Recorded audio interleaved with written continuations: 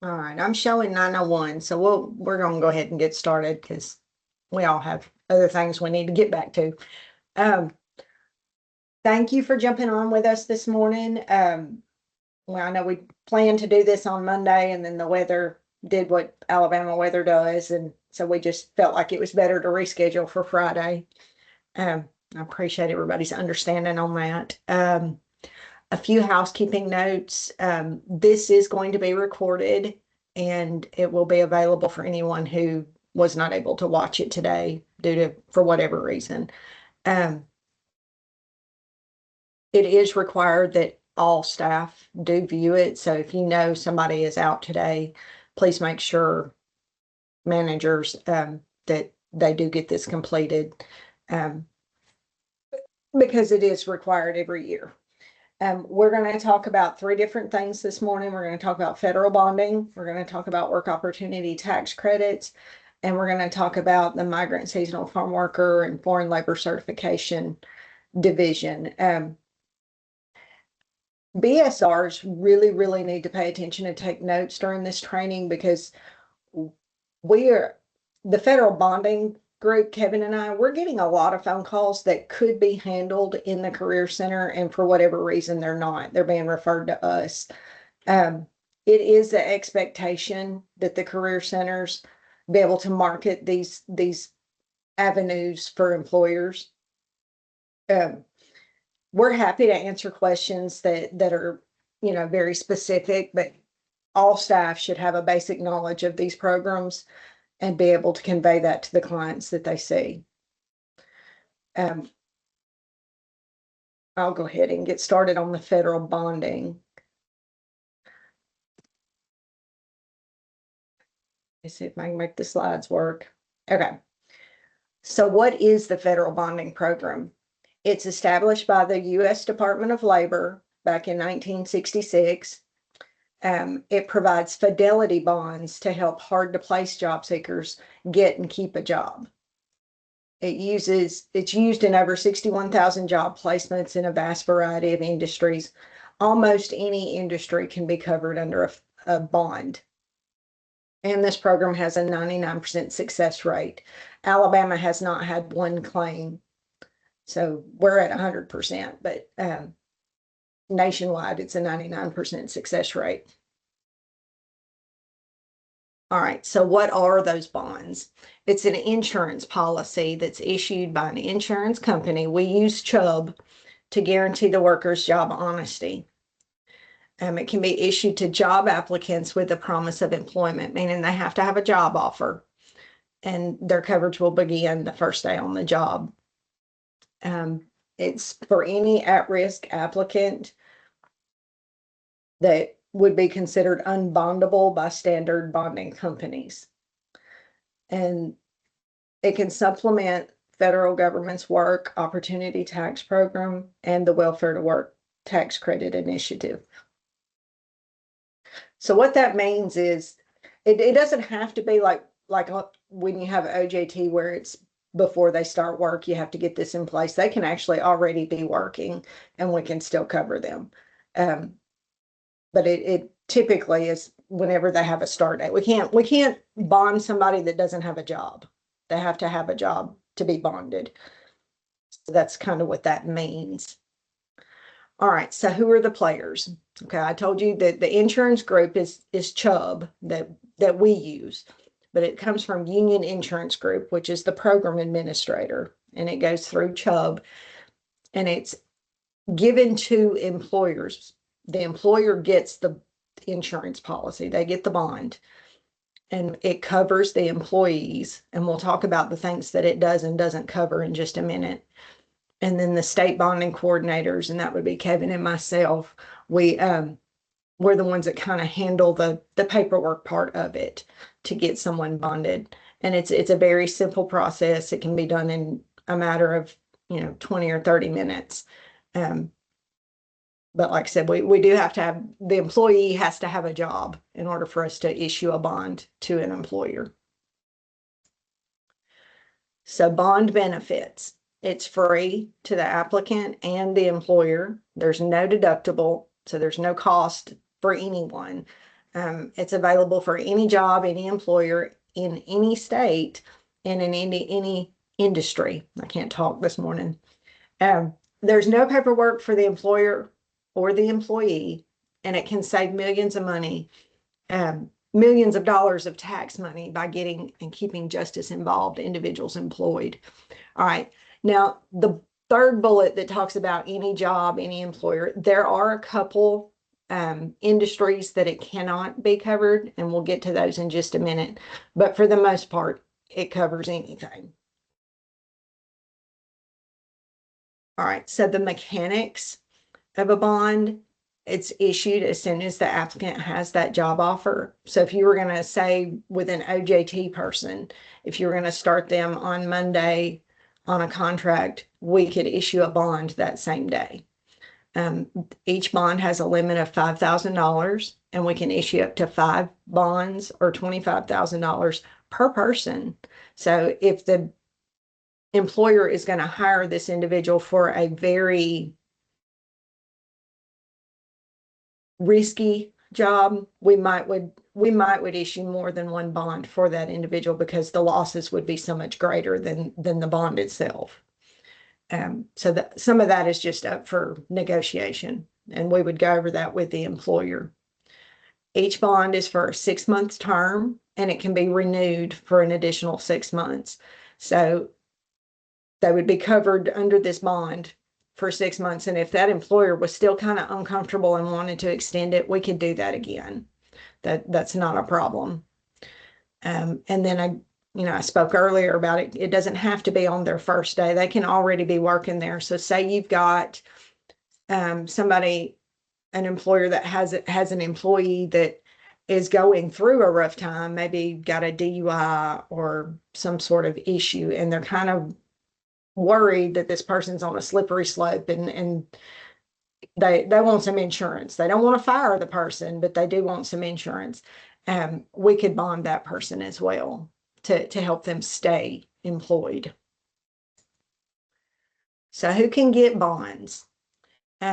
Justice involved individuals, anyone that's in a recovery from substance abuse program, TANF recipients, people that have poor credit or no credit, little or no work history, if they were dishonorably discharged from the military, and employees that are hired through a temp agency can be bonded. So basically anyone can be bonded. And this one in red that talks about temp agencies, the bond itself would be issued to the actual employer, not the temp agency. So like Chanelicky, we do a lot of work with them because they hire a lot of felons. We would bond, they use a third party, a temp agency. So that temp agency would send us the person's name and their start date and things like that, and we would issue the bond to Chanelicky to cover that individual. And that can even, when they transfer over from the temp agency to the company after their 90 days or whatever, a lot of times they'll hire them on permanently. We can issue a bond at that time as well if that employer wants that to happen. So what are the benefits to the employer to get this bond? It's an incentive for them to hire staff with limiting their risk. So it widens their pool of applicants. It protects their assets. It contributes to the community's health and economy, because we all know that, idle hands are often naughty hands. So keeping people working helps them stay straight. There are tax benefits. It helps them meet their hiring requirements. And according to a study that was done by the U.S. Chamber of Commerce, formerly incarcerated employees demonstrated greater employee loyalty. And what that means is when somebody gets out of jail, part of their parole or probation is that they have a job. Like, they're required to be there, and if they want to stay out of jail, they know the things that they have to do. So oftentimes they are much more motivated to stay employed. They'll show up, they'll do the job. And this that just benefits the employer all the way around. All right, so I mentioned there were a couple of industries that are not covered under these bonds, and the grant funding cannot be used for anything cannabis related or gun shops. So like your pawn shops and things like that. We can't bond them to hire individuals with backgrounds. All right, so this screen is what the bondsforjobs.com website looks like. You can go to this, you can refer employers to this, and even job seekers.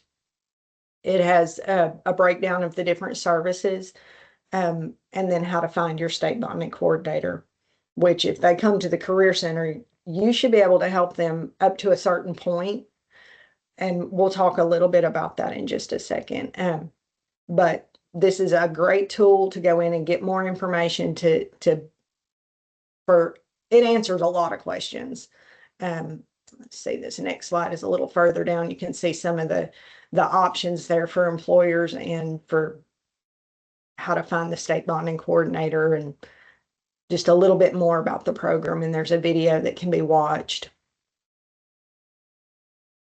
All right, this is the letter that we can give to clients that come in looking for a job. This is in Alabama Works under your resources page. You can actually pull this up and you can type on this and fill in the blank areas. They're in the light gray. That's where you would put the person's name. And you can give this to these clients and they can actually attach that to their resume when they apply for jobs so that they can show that employer ahead of time, I am a bondable person if you'll just give me the chance. And it also gives, the contact information and things for getting in touch with us to get a bond. All right, and on this last screen for me, the contact information for Kevin and I is there with phone numbers, and then the website is also there where you can click on it. And I'll make these slides available to everyone. I'll send it. I'll probably attach it to this training video. Does anyone have any questions before we move on to work opportunity tax? You can just speak out or raise your hand or whatever, if you have any questions. Lisa, go ahead. You're on mute, Lisa. Go ahead.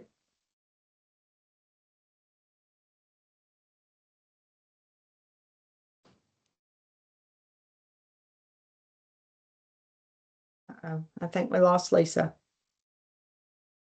I have a question. Okay.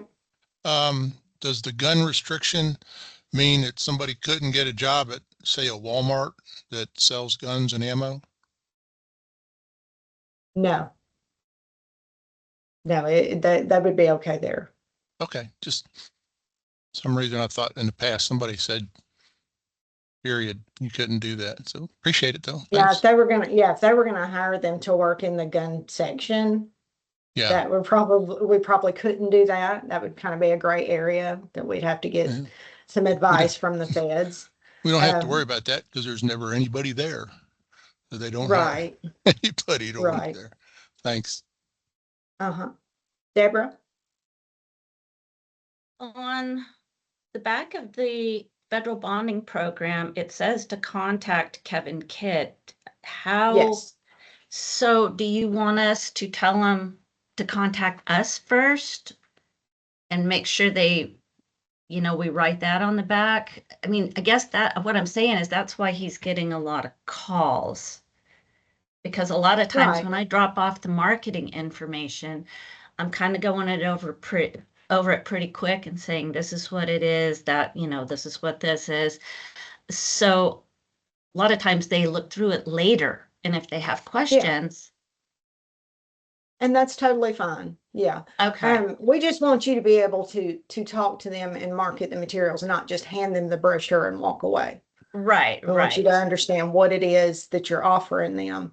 and be Okay, able you to guys just convey said that you were to getting them. an awful lot of emails that we could field, so I was kind of Right. confused. Well, we do. We get a lot of questions from clients that Right. are wanting that letter, and the letter is there in Alabama Works under resources, and staff can fill that out and give that to them. That's the big thing that we're getting. But employers eventually are going to have to contact us to issue Certainly. that bond anyway. So that's totally why Okay. that's there. I just wanted to Yeah. clarify that because it was kind of confusing to me. Yeah. Okay, thank you. Yeah. Anyone else? Hey, Heather, I have a Yeah. question. On that Okay. letter that's in Alabama Works, I mean, it clearly says, fill in the name that that person is eligible. Is there any documentation we're getting on an eligibility basis for that, or are we just handing anybody and everybody this letter? You want to give it to someone who's having a hard time finding a job. If they have a felony background or they're at risk, if there's some reason why they're not getting hired. And you can read that letter and it talks about the different things that bond covers, things like theft and larceny and forgery, those types of things. So But there's nothing that we have to document or upload in order to no, give them this letter? no, Okay. yes. Hughes, Ashley?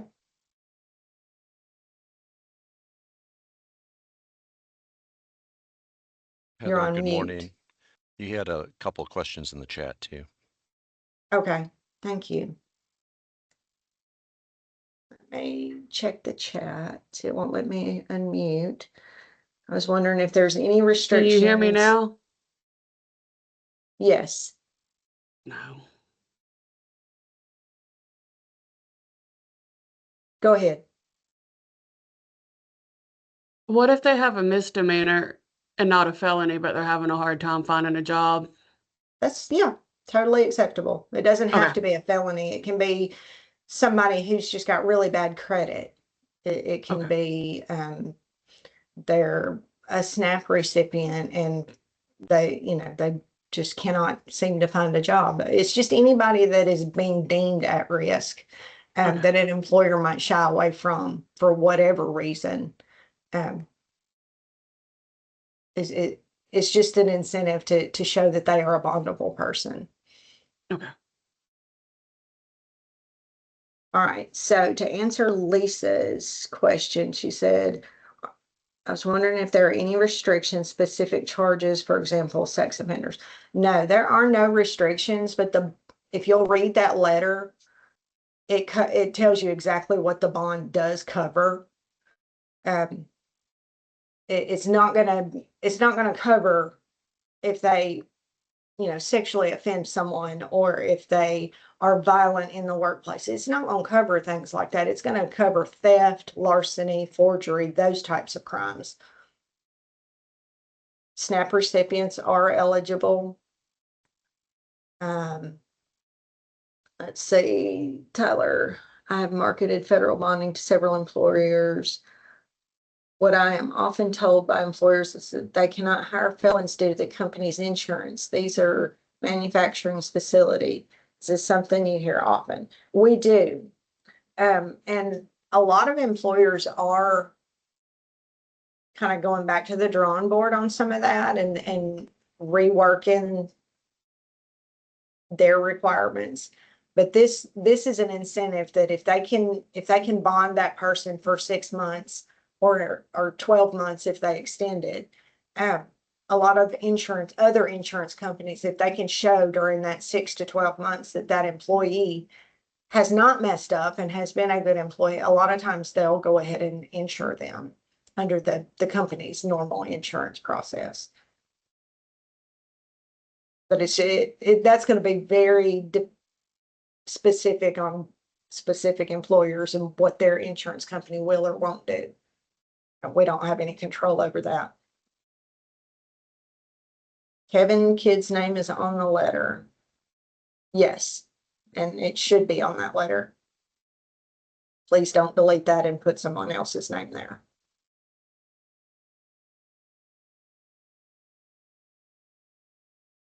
Any other questions?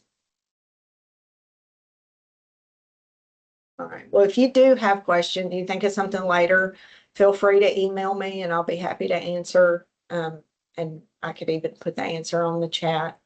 The phone number, okay, you didn't see the phone number. The phone number is not on that letter, but you can give that client or the employer, you can give them the brochure and the contact information is there, or you can have them email us. Email is actually the better way to get in touch with us because we might be in a meeting or something at the time that they try to call.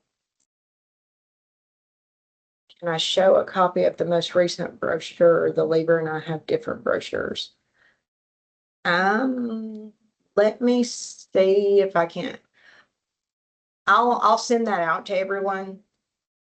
I don't want to get out of this presentation mode because then I'll have to get back in and it sometimes gets a little hinky, but I will attach the most recent brochure. Now, that said, our vendor that's redoing all of our stuff for the new logos and the rebranding, we will get new brochures across the board. Everybody's going to get new brochures for every program we have.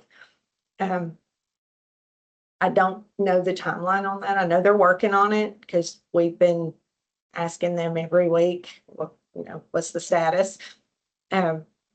We just got, we're able to let you order business cards. Name tags are coming, but they're still kind of in discussions about exactly what kind of name tags they want Career Center staff to have. So just be patient with us, but it's kind of out of our hands, that part, but I will send you what I have for the most recent federal bonding brochure.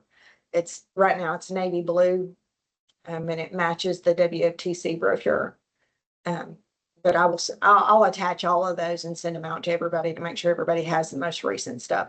And if you need some brochures, let us know because we do have some, and we can send them with the area managers or drop them in the mail to you.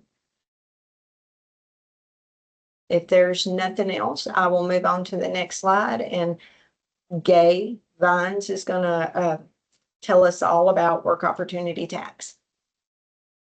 Hello, this is Gay. How are you all doing? I hope you're doing wonderfully.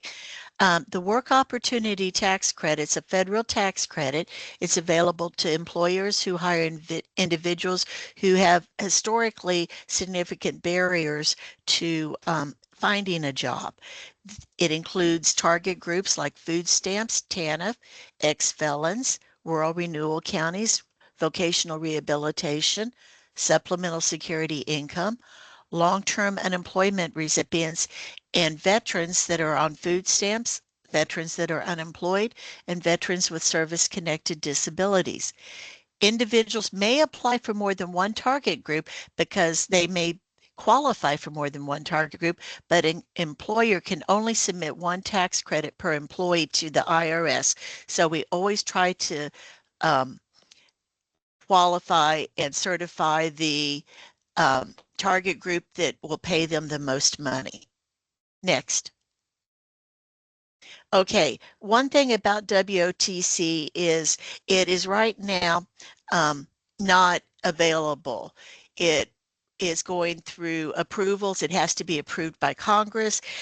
It was enacted in 1996, and it's already gone through 13 different times when they've had to go ahead and approve it, and then they normally retroactive it, and so it will go ahead and apply back to the time that it had stopped. So we're continuing to accept applications right now. Matter of fact, we're encouraging them to go ahead and do, and we are processing them. We just can't release any determinations until after Congress has come to a decision on what they're going to do with the WOTC program. It's normally a very popular program with both Democrats and Republicans liking the program. So we are very optimistic about it being, but we cannot guarantee that it will be reinstated. And let me go over the different categories and a little bit more information. target groups that are specific to veterans is a veteran who's a member of a family that received food stamp benefits for at least 3 months during the final 15 months ending on their hire month. And there's no age requirement for this. Also, there's a veteran with a service-connected disability that's hired within 1 year of the discharge or release from active duty, but they have to have a service-connected disability. A veteran with a service-connected disability that's been unemployed for at least 6 months in the year following the hiring month. A veteran who is unemployed for at least 4 weeks in the 1-year period ending on the hiring date. Also, a veteran who is unemployed for a period of at least 6 months in the 1-year period ending on the hiring date, and these do not have a service-connected disability. Also, veterans hired by referral from VOC Rehab under the United States Department of Veteran Affairs. Now, to be considered a veteran, the applicant must have served on active duty, not including training, for more than 180 days or have been discharged or released from active duty for a service-connected disability. Next. Now, the SNAP recipient, veteran, and the unemployed for at least 4 weeks and the VOC Rehab referrals only pay a maximum of $2,400. But if the veteran has been unemployed at least 6 months, it can pay $5,600. A veteran with a service-connected disability hired within 1 year of discharge or release from active duty, it can pay a maximum of $4,800, and unemployed for at least 6 months with a service-connected disability can pay a maximum of $9,600. Next. And these are the rates, the maximum ability is over a 1-year period. And it's based upon, how long they've been working for the employer. SNAP recipient is an applicant that must be at least 18 years old and less than 40 years old, and they've received SNAP benefits for 6 consecutive months ending on the hiring month. Long-term TANF recipient is an applicant that received TANF benefits for 18 consecutive months ending on the hiring month, or received TANF benefits for any 18 months and the earliest 18-month period ending during the last 2 years. A short-term TANF recipient applicant receives TANF benefits for 9 of the last 18 months ending on the hiring month. An ex-felon applicant was convicted of a felony and was hired not more than 1 year after the conviction or release date from prison for that felony. Designated community residence for Alabama would be a rural renewal county, and the applicant must be at least 18 years old and less than 40 years old and living in a rural renewal county on the hiring date. And those rural renewal counties in Alabama are Butler, Dallas, Macon, Perry, Sumter, and Wilcox counties. A long-term unemployment recipient is the applicant must not have received wages in previous 2 quarters prior to their hire date and received at least 1 week unemployment insurance benefits. They add that 1 week unemployment insurance benefits because a number of 16-year-olds consider they're long-term unemployed. Next. The payment on those target groups, the long-term TANF recipient has a maximum of $9,000, but it's spread over a 2-year period. All the others are over a 1-year period and pay a maximum of $2,400. Next. Okay. For example, this is getting more into it. The qualified ex-felon, as I stated before, is an ex-felon who's been convicted of a felony under any federal or state law and is hired not more than 1 year after the conviction or release from prison for that felony. But there are, a few exceptions on that. Deferred adjudication. If you treat an individual as convicted, if the state court places the individual on probation without a finding of guilty, but only if the court considers this to have been a conviction. In other words, for example, if somebody was convicted of drugs, but they go to a drug program, complete that, they won't get the felony conviction on their record, but they will be qualified for this program. Work release is an ex-felon who's participating in a transitional program. They're eligible if they were convicted of a felony and served a jail sentence as defined above. And then, of course, halfway houses. Ex-felons serving time in a halfway house as part of their sentence. The release date may be 1 year from the date that they completed their time in a halfway house. Next. This is just to give you an idea. As you can see, we basically right now have average at least 1,000 certificates that we issue a year. We don't approve all of them because there are a number of them that maybe they did not, you know, it's been well over 1 year since they had the conviction, unfortunately. But another thing is we also, if they served in a federal or a different state, you can definitely still apply for this. Next. Okay, how do you apply for WOTC? You have to submit the WOTC application, and that's 2 forms, IRS Form 8850 and ETA Form 9061, which is Department of Labor form. And you can mail the application to us, or you can enter it into our secure website within 28 days from the employee's start date. Now, that is an IRS requirement. It has to be entered or mailed, and we suggest entering it because it's quite easy to do. They just call me, or they can set themselves up, and I'll be glad to, work any employer that you find, through the system to show how they can get in. We have the mailing address, which is right now WOTC 50 North Ripley, Montgomery, Alabama 36130. The brochures we currently still have the old address on there, unfortunately. We have our own website, which is wotc.alabama.gov. And then on that website, on the bottom, we have a web address for employers or a web address for consultants where they can upload the application, where they can view progress on the application, where they can upload supporting documentation that might be necessary. And if they want, they can print out their own certificates and their own denials, the determinations. So they can, take care of all of this stuff at the web address for the employers. Next, please. The additional WOTC resources, we have the brochure, which you should all have in your offices, and we don't have the new ones yet, but if you need some of the old ones, I'll be glad to send them to you. Also, we have a thing called an eligibility desk aid, and when I went over the ex-felon information, doing that was found on the eligibility desk aid. Every single target group has their own page on the eligibility desk aid. And if you need additional copies of any of this, or you want me to, email you the form so you can print out your own, just let me know. You can email me. Next, please.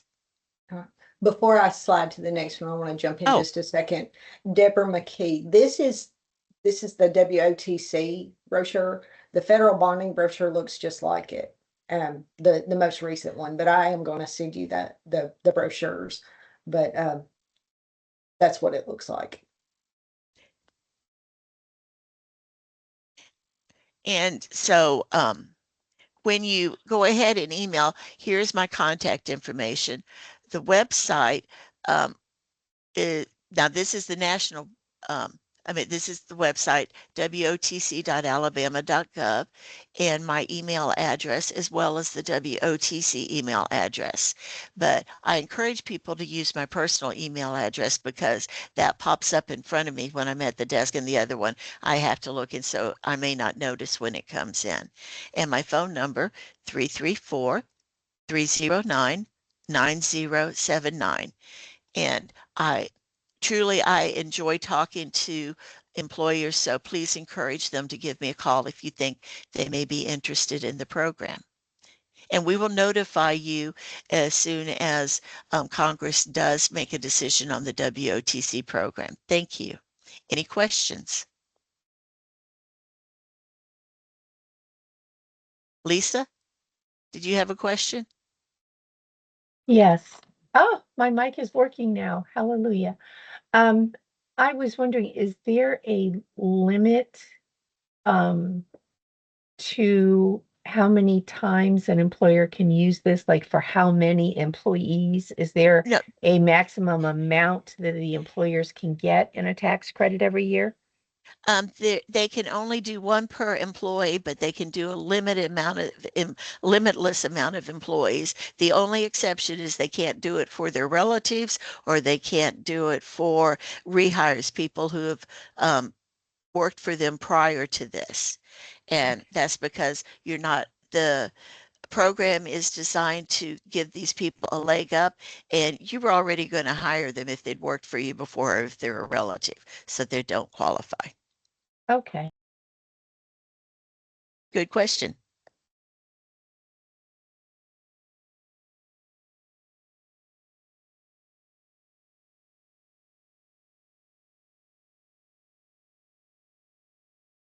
Well, in that case, I guess I will turn this over to foreign labor. Thanks. All right, now Shane is going to tell us all about the migrant seasonal farm worker program. Greetings, everybody. Can everybody hear me? Yes, sir. Next slide. Of course, most of where our jobs is based off of is the Judge Ritchie Court Order created May 31st, 1973. Requires USDOL to take all necessary and appropriate actions to ensure delivery of all DOL services to migrant and seasonal farm workers on a non-discriminatory basis. Established federal regulations governing Wagner-Pfizer employment service, 20 CFR 653, and USDOL/ETA to 20 CFR 658. This established the federal and state monitor advocate system to oversee compliance by the ETA and employment service. Next slide. Of course, as far as work visas for foreign nationals in the United States, there's 30 something visas that are available. We primarily deal with the H-2A and H-2B visas. Next slide. H-2A visas, of course, allows U.S. employers, U.S. agents who meet specific regulatory requirements to bring foreign nationals to the United States to fill temporary agricultural jobs. The key there is the agricultural jobs for H-2A. Maximum time they can bring them into is up to 10 months. Next slide. Permits employers to hire non-immigrants to perform non-agricultural labor or services in the U.S. Talking about H-2Bs.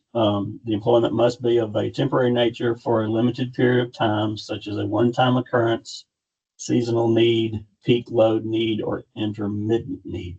Now that H-2B visas do cover a broad range of employers. It could be, we've had fast food workers, we've had forestry workers. The big one this year has been landscaping.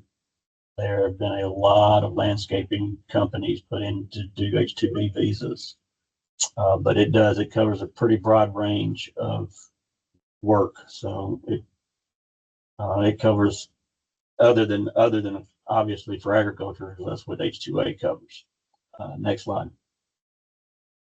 H-2B jobs can be a wide range, well, there we go, of jobs including construction, landscaping, forestry, food service, and housekeeping. Nationally, over 120,000 H-2B visas are available each fiscal year. That is nationally, that not just Alabama. That's not evenly distributed because they award H-2B visas through a lottery system. Maximum time for an H-2B visa is 9 months. Next slide. Here's where we kind of come in. Section 218 of the Immigration and Nationality Act authorizes lawful admission to the U.S. of temporary non-immigrant workers, which are the H-2A and B workers, for agricultural labor or services of a seasonal nature. Employer must file an application with the U.S. Citizenship and Immigration Services Employment and Training Administration stating that they are not sufficient workers who are available, willing, qualified, and able to perform the job. Suppose they've already looked before they actually filed. See how that goes. They also need to guarantee that the employment of the migrant seasonal farm workers will not adversely affect the wages and working conditions of workers similarly employed in the U.S. To assist the employers of Foreign Labor Division, that's myself, Lane Reno in Huntsville, and Janice Sutton, who's both our bosses. That's us three. That's pretty much our staff anyway. The Agriculture and Food Processing Clearance Order, ETA Form 790, and enters the job orders into Alabama Works, which is the platform where they post the jobs, which we utilize, of course. Next slide. As part of Section 218 of the Immigration and Nationality Act, H-2A employers must provide housing and transportation from the housing to the job site if the employment requires them to be away from their residence overnight. Foreign Labor Division conducts the agricultural pre-occupancy housing inspections to ensure employer-owned housing is in compliance with 20 CFW 654.404. All housing inspection reports are submitted to the U.S. Department of Labor so the department can either approve or not approve the employer's request for migrant seasonal farm workers. Next slide. The Foreign Labor Division monitors the provision of services and ensures that these services are provided to MSFWs on the basis that qualitatively equivalent and quantitatively proportionate, those are big words, to all other job seekers. Track equity indicators and minimum service level indicators according to 20 CFR 53.109. Conduct site visits, on-site reviews, and field checks to working and living areas of migrant seasonal farm workers, and reviews quarterly data reports, outreach logs, annual summaries, and agricultural outreach plans. Next slide. Key definitions per 20 CFR 651.10 for entering farm worker in Alabama Works. Migrant seasonal farm worker, a migrant farm worker, or a seasonal farm worker. These are the distinguishing, or how to distinguish between. A seasonal farm worker is an individual who is employed or was employed at least one day in the past 12 months in farm work as described by 20 CFR 651.10 of a seasonal or other temporary nature and is not required to be absent overnight from his or her permanent place of residence. A migrant farm worker is a seasonal farm worker, as defined above, who travels to the job site so that the farm worker is not necessarily able to return to his or her permanent residence within the same day. Is there a question? No, I'm sorry. Next slide, please. Training and Employment Guidance Letter, Tegels 5-10. The department notes that a farm worker, as defined at 20 CFR 651.10, means an individual employed in farm work and includes foreign workers in the United States on H-2A visas. As such, farm workers are required to be case managed. So keep that in mind if you do talk to one of these people. Next slide. Suggestions during registration. During registration of an applicant that could be categorized as a farm worker, let them know by saying something such as, based off your previous past 12 months work history, you could be classified as a farm worker. Would you like to be listed as a farm worker? Next, also let the applicant know that being classified as a farm worker entitles case management, which would involve them keeping us informed of job searches, job offers, wage receipts, jobs, etc., as normal case management duties. Let that person know that we will assist them in any way we can, but they will be required to provide our agency with extensive information. Monthly case notes are essential for anyone who is considered a farm worker or could possibly be considered a farm worker. A Foreign Labor Division is required to monitor these case notes. So we'll be contacting you if you register somebody as such. Next slide. Self-registration. If an applicant self-registers as a farm worker, a Wagner private advisor representative will need to call to verify. Possible case notes are as follows: contact attempted by your name here, but was unsuccessful. Contact made, case management refused. Client marked incorrectly as farm related, already corrected. Whatever the case may be. Case notes are essential for anyone who is considered a farm worker or could be considered a farm worker. Next slide. Wagner Pfizer registration provided to all individuals, which we all know that. That's All Wagner Positive services must be provided to all individuals who enter a career center, regardless of work authorization.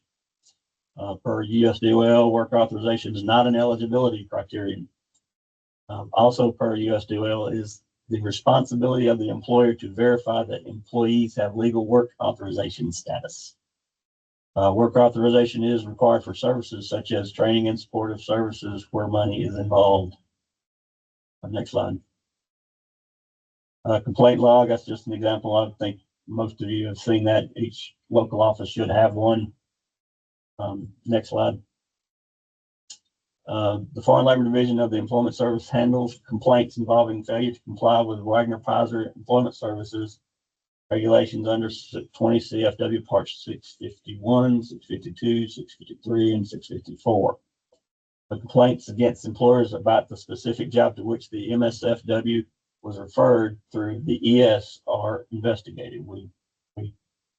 We are required to investigate any and all MSFW complaints as soon as humanly possible. So if you ever get one, please let us know as soon as possible, either by phone or email or what have you. Suspected violations of an employment-related law are referred to the appropriate enforcement agency in writing. Even though we investigate it, we're not the enforcement. That's done by the Fed since it's their program. However, we are required to start the paper trail and send it to them, if that makes sense. Next slide. Reminders: if an H2AB employer contacts you for a job order, refer them to us. Please note you do not have the authorization to write H2B A or B job order. However, you can register an employer. I think we had that like a month ago. However, I would caution you to be careful because a lot of times they'll say they're the employer, but they're actually one of their hiring agents, kind of like a law firm or like a staffing agency. They're trying to post some of the jobs as required as part of their submittal.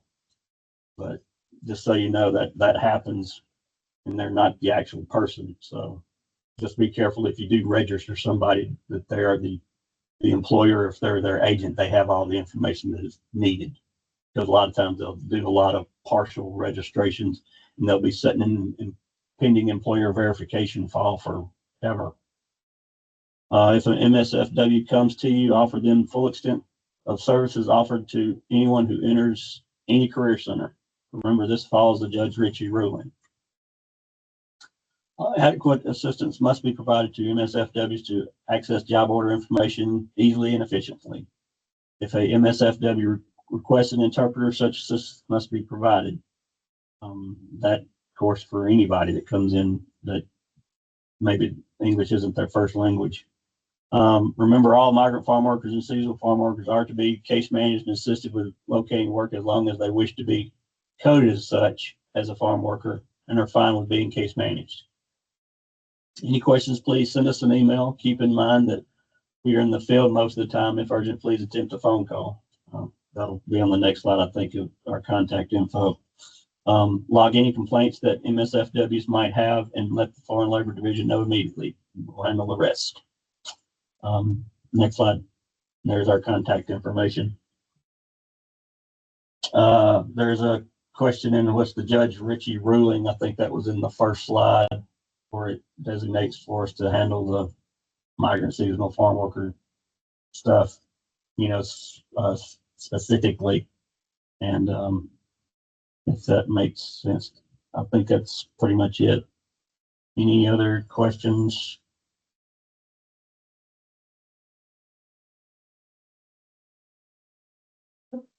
Okay. Any questions? Cool. Again, the contact information there, feel free to contact us and we don't know, we'll find out. Have a good day. Thanks, Shane. I appreciate it. Mm-hmm. Again, I'm going to put all of these slides in the chat. So when you go to your Teams, you should be able to pull this PowerPoint. You can actually print the PowerPoint out if you want it as a reference. And I'll also put it under the SharePoint folder that everybody can access and send that out. And have we received another interpreter service contract yet? Shane, do you know if we've gotten a different contract? No, ma'am, I have no clue. I know we've got some people and stuff. I know Lane is, can speak Spanish, and we have somebody, I think at Demopolis, that also can speak Spanish. If had to do like Magdalena. a three-party thing. Yeah. Magdalena Easterling is Yes, is that's it. yeah. She can sometimes get on a three-way call and interpret.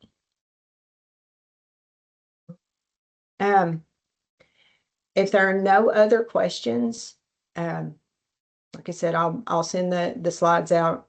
I'll attach them here to the chat, and then the video will be posted to YouTube, and it may also get posted to the share drive, but I'm not sure how Kevin wants it posted. But like I said, if you have any questions, you think of something later after you're looking back over things, or if you just think of something or come across something when you're actually working with a client, feel free to reach out to any of us and we're happy to answer your questions.